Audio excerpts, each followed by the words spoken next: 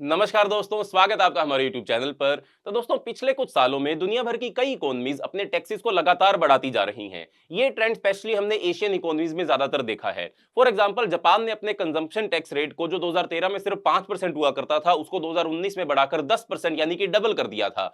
उसके साथ साथ इंडिया में जीएसटी के इंप्लीमेंटेशन के बाद जो वैल्यू एडिड टैक्स लगा करता था, उसकी जो मैक्सिमम लिमिट है, इंडिया ने भी बढ़ाकर उसको 28% तक कर दिया है। इसी तरह इंडोनेशिया ने भी अपने वैल्यू एडिड टैक्सेस को 10% से बढ़ाकर 11% तक कर दिया है और 2025 में इसको और भी ज्यादा इंक्रीज किया जा सकता है। अब सवाल यह है कि आखिरकार ज्यादातर देश अपने टैक्सेस को क्यों बढ़ा रहे हैं? अगर इसका जवाब हम ढूंढें तो इसका जवाब उन फाइनेंशियल प्रेशर्स में है जो सरकारें इंफ्रास्ट्रक्चर, सोशल सर्विस और पब्लिक वेलफेयर प्रोग्राम्स को सस्टेन करने के लिए फेस कर रही हैं।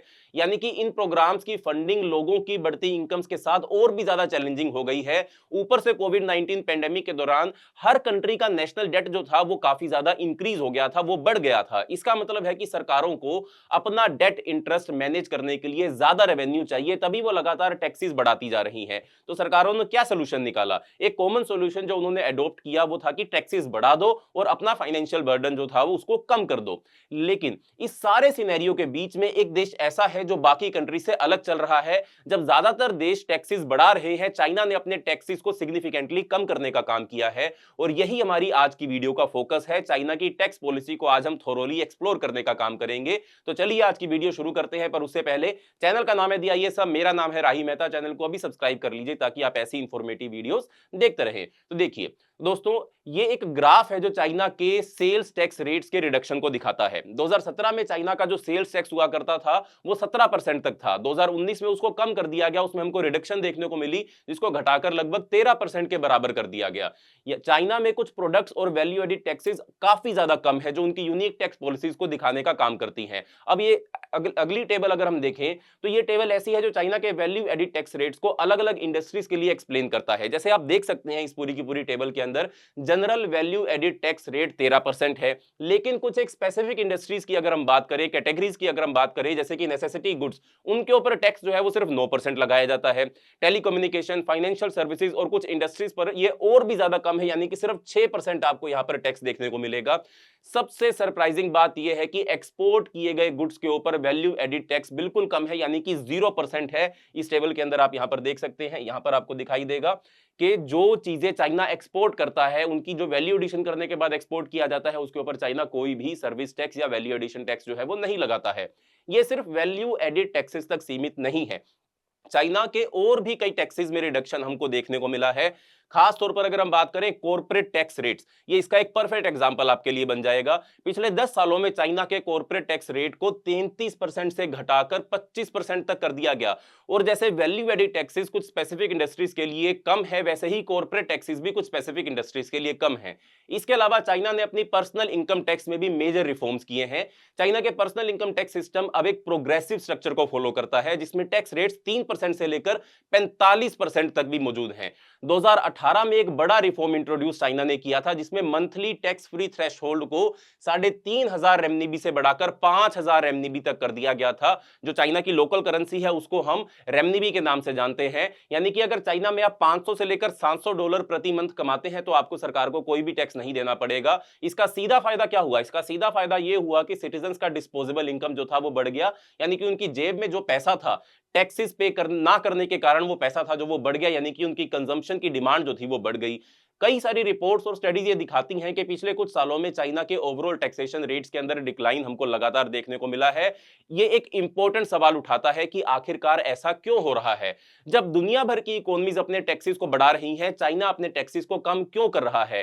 क्या ये इसलिए है क्योंकि चाइना एक फिस्कली स्ट्रॉन्ग पोजीशन में है, यानी कि सरकार के पास बहुत ज्यादा पैसा है इसलिए वो लोगों के ऊपर टैक्स बर्डन को कम कर रही है? या फिर क्या उनका नेशनल डेट इतना कम है कि वो अपनी इकोनॉमी को ग्रो करने के लिए टैक्सेस रिड्यूस कर सकते हैं? या फिर ये एक बोल्ड स्ट्रेटजी है जो उनके ग्लोबल कॉम्पिटिटिवनेस में आगे रखने के लिए अडॉप्ट की गई है? ये सब सवाल आज की वीडियो का कोर बनते हैं और आगे हम एक्सप्लोर करेंगे कि चाइना का ये अप्रोच कितना सस्टेनेबल है और कितना ज्यादा इंपैक्टफुल है। चलिए बात करते हैं हम चाइना के टैक्स रेट्स के बारे में या टैक्स रेट्स कट्स के रीजंस के बारे में। लेकिन उससे पहले एक बड़े जरूरी टॉपिक को एड्रेस कर लेते हैं जिसका नाम है नेशनल डेट।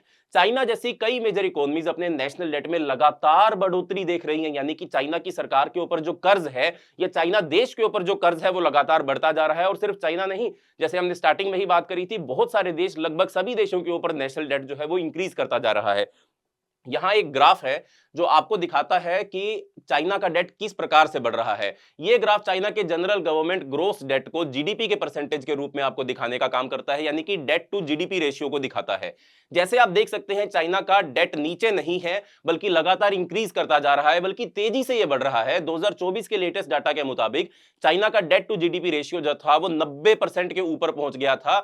ये फिगर अब चाइना को कई एडवांस्ड इकोनॉमीज के बराबर लेकर आने का काम भी करते हैं। अब सवाल यह है कि जब नेशनल डेट इतना ज्यादा बढ़ रहा है तो क्यों चाइना टैक्सेस को कट कर रहा है? क्या उन्हें अपने डेट को कम करना जरूरी नहीं लगता है? फिर टैक्सेस कट करने का डिसीजन आखिरकार चाइना ने क्यों लिया? अब इस सवाल को समझने के लिए एक और पर्सपेक्टिव को हम लेते हैं। अब नेक्स्ट ग्राफ जो हमको दिखाई देगा ये है वर्ल्ड बैंक के डाटा पर आधारित। ये ग्राफ चाइना के टैक्स रेवेन्यू को जीडीपी के परसेंटेज के रूप में दिखाने का काम करता है। जैसे आप देख सकते हैं, चाइना के टैक्स रेवेन्यूज घट रहे हैं, बढ़ नहीं रहे हैं। ये ट्रेंड नेचुरली लोगों और इकोनॉमीज को चाइना की गवर्नमेंट पॉलिसीज पर सवाल उठाने पर मजबूर करता है कि भैया जब आपका नेशनल डेट बढ़ रहा है और आपका टैक्स रेवेन्यू घट रहा है तो आप करना ही क्या चाहते हैं? जब नेशनल डेट बढ़ रहा है और टैक्स रेवेन्यू कम हो रहा है तो फिर टैक्सेस कट करने का फैसला लेना समझ से परे हमको लगता है। इसका जवाब चाइना की यूनिक इकोनॉमिक स्ट्रेटजी में छुपा हुआ है। चाइना की इकोनॉमी काफी हटके है और उन्होंने अपने टैक्सेस, जो टैक्स कट्स उन्होंने की है, उसको डोमेस्टिक कंजम्पशन को बढ़ावा देने के लिए इंप्लीमेंट किया गया है।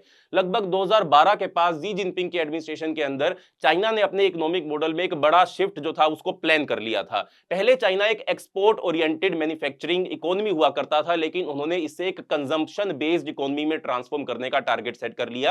यानी कि पहले चाइना की जो इकोनॉमी है वो एक्सपोर्ट्स के ऊपर ज्यादा निर्धारित हुआ करती थी। सामान बनाओ, विदेशों में बेच दो और अपनी कंट्री के अंदर पैसा ले आओ और उस पैसे के इस्तेमाल से अपनी कंट्री के अंदर इंफ्रास्ट्रक्चर बनाओ। पर क्योंकि आप जानते हो कि जो वर्ल्ड ट्रेड है ये बहुत ज्यादा फ्लक्चुएट रहती है और आज की डेट में तो ट्रेड वॉर्स के कारण भी इसको ऊपर बहुत ज्यादा इफेक्ट आ सकता है, या फिर करेंसी मैनिपुलेशन के कारण भी वर्ल्ड ट्रेड के ऊपर इफेक्ट आ सकता है। या कोविड-19 पेंडेमिक के दौरान हमने देखा था कि किस प्रकार से दुनिया भर की पूरी जो ग्लोबल वैल्यू सप्लाई चेन थी वो हिल गई थी। इसलिए चाइना क्या कर रहा है, वो कंजम्पशन बेस्ड इकोनॉमी बनाने की कोशिश कर रहा है। इसका रीजन ये था कि चाइना ने एक्सपोर्ट और हैवी इंडस्ट्रीज पर सोलली रिलाई करने की को जो उनकी सोलली रिप्लाई करने की जो पॉलिसी थी उसको एक लिमिटेशन के रूप में देखना शुरू कर लिया। जैसे ग्लोबल डिमांड फ्लक्चुएट करती है और ट्रेड टेंशन खासकर यूनाइटेड स्टेट्स के साथ बढ़ती है, चाइना का एक्सपोर्ट ड्रिवन मॉडल जो है वो वहीं पर वल्नरेबल बन जाता है। एक कंजम्पशन बेस्ड इकोनॉमी ज्यादा स्टेबल और सस्टेनेबल ग्रोथ जो ट्रेजेक्टरी है ऑफर कर सकती है। यानी कि अगर आप अपनी खुद की कंट्री के लोगों की कंजम्पशन के ऊपर निर्धारित रहेंगे तो इससे आपकी जो ग्रोथ की ट्रेजेक्टरी जो है वो बहुत ज्यादा सस्टेनेबल हो सकती है, जो अपनी ग्रोइंग मिडिल क्लास की स्पेंडिंग पावर को इफेक्टिवली हार्नेस कर सकती है। यानी कि अपनी कंट्री के अंदर जो मिडिल क्लास है उसकी जेब के ऊपर आप ज्यादा असर डालो, उसकी जेब के अंदर पैसा बढ़ाओ ताकि वो अपनी कंट्री के अंदर ज्यादा कंजम्पशन करे, तो आपको बाहर वाली दुनिया के अंदर एक्सपोर्ट करने की इतनी ज्यादा जरूरत ही ना पड़े। अभी जो नेक्स्ट ग्राफ जो है ये ग्राफ चाइना के हाउस होल्ड और एनपीआईएसएच यानी कि non profit institution serving house hold और उनकी फाइनल कंजम्पशन एक्सपेंडिचर को जीडीपी के परसेंटेज के रूप में दिखाने का काम करता है। इस ग्राफ का मतलब क्या है पहले मैं आपको ये समझा देता हूं। हाउस होल्ड कंजम्पशन का मतलब होता है लोगों और फैमिलीज का अपने खर्चे, गुड्स और सर्विसेज पर कितना पैसा लगाना पड़ता है। वहीं एनपीआईएसएच का मतलब होता है वो नॉन प्रॉफिट इंस्टीट्यूशन जो डायरेक्टली हाउस होल्ड की सर्विस करते हैं, जैसे चैरिटीज और एनजीओ को भी इसके अंदर काउंट किया जा सकता है। अब चाइना का हाउस होल्ड कंजम्पशन जीडीपी का सिर्फ 40% है। लेटेस्ट 2023 के डाटा के मुताबिक ये 40 से भी घटकर 39% हो गया था, जो दिखाता है कि डोमेस्टिक कंजम्पशन में ज्यादा इंप्रूवमेंट चाइना की टैक्स कट पॉलिसीज के बाद भी हमको देखने को नहीं मिला है। ये लो परसेंटेज ये दिखाता है कि चाइना की इकोनॉमी काफी कम डोमेस्टिक कंजम्पशन पर डिपेंड करती है और ज्यादा एक्सपोर्ट्स और ग्लोबल ट्रेड पर डिपेंड करती है। दूसरी इकोनॉमी से अगर हम इसको कंपेयर करें, जैसे यूएस में हाउस होल्ड कंजम्पशन का जीडीपी में ज्यादा कंट्रीब्यूशन है, जो इकोनॉमिक स्टेबिलिटी और ग्रोथ के लिए ज्यादा बेहतर है।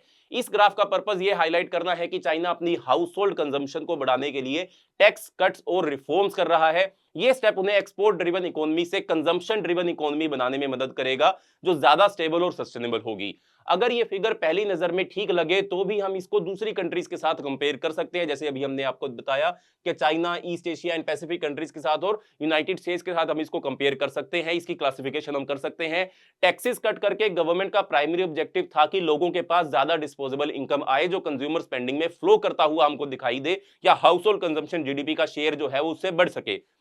दूसरा रीजन चाइना के टैक्स कट्स का, उनकी इकोनॉमी स्लो डाउन हो रही थी। 2002 की शुरुआत तक चाइना की economy double digit GDP growth हमको हर साल प्रति ईयर शो कर रही थी, लेकिन उसके बाद स्लो डाउन आना शुरू हो गया। हालांकि उनकी ग्रोथ रेट्स अब भी कई डेवलप्ड कंट्री से बहुत ज्यादा है, लेकिन स्लो डाउन ने पॉलिसी मेकर्स को काफी प्रेशर में डाल दिया था।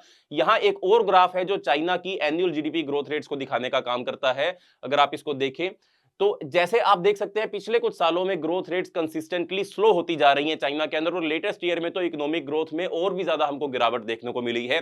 फिर 2018 में यूनाइटेड स्टेट्स के साथ ट्रेड डिस्प्यूट भी शुरू हो गया था, जिसमें चाइनीज गुड्स पर बहुत ज्यादा टैरिफ जो थे वो डोनाल्ड ट्रंप ने लगाने का काम किया। इसका डायरेक्ट इंपैक्ट चाइना के एक्सपोर्ट वॉल्यूम्स पर पड़ा, जो ऑलरेडी स्लोइंग इकोनॉमी को और भी ज्यादा प्रेशर में लेकर चले गए। साथ ही चाइना की प्रॉपर्टी मार्केट, जो पहले लोकल गवर्नमेंट रेवेन्यू और ओवरऑल इकोनॉमिक ग्रोथ की एक मेजर ड्राइवर थी, अब स्लंप में है। यानी कि चाइना के अंदर प्रॉपर्टी के केसेस, जो प्रॉपर्टी के रेट्स हैं, वो भी लगातार गिरते जा रहे हैं। इस स्लंप की वजह से गवर्नमेंट को इस बेनिफिट मिलते थे वो काफी ज्यादा कम हो गए थे। इन्हीं चैलेंजेस को कम के कारण गवर्नमेंट के लिए इकोनॉमिक स्लोडाउन को फिक्स करना जरूरी हो गया था। एक सिग्निफिकेंट स्ट्रेटजी थी इसमें टैक्सेस को कट करना। टैक्सेस कट करके चाइना का प्राइमरी गोल क्या है, पहले ये हम समझ लेते हैं। स्मॉल और मीडियम साइज एंटरप्राइजेस को सपोर्ट देना, टेक्नोलॉजिकल डेवलपमेंट को एक्सेलरेट करना, एम्प्लॉयमेंट अपॉर्चुनिटीज और सोशल, जो आपकी सोशल स्टेबिलिटी है, उसको बूस्ट करना।